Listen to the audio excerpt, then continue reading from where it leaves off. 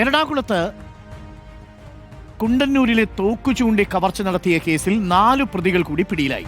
ഒന്നാം പ്രതി ജോജി ഉൾപ്പെടെയുള്ളവരാണ് പിടിയിലായത്. ബംഗളൂരു, പുതുച്ചേരി, ഇടുക്കി എന്നിവിടങ്ങളിൽ നിന്നാണ് ഇവരെ പിടികൂടിയത്. ഷബാസ് അഹമ്മദോട് കൂടുതൽ വിവരങ്ങളുമായി. ഷബാസ് അഹമ്മദ്, കുണ്ടന്നൂരിൽ തോക്കു ചൂണ്ടിയുള്ള കവർച്ചാ കേസിലെ മുഴുവൻ പ്രതികളും ഇതോടെ കസ്റ്റഡിയിലായോ?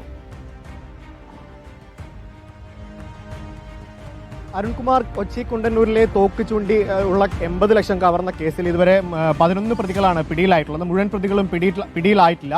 ഈ മുഖംമൂടി ധരിച്ച് കവർച്ച നടത്തിയ സംഘത്തിലെ ഒരാൾ കൂടിയാണ് ഇനി പിടിയിലാകാനുള്ളത്.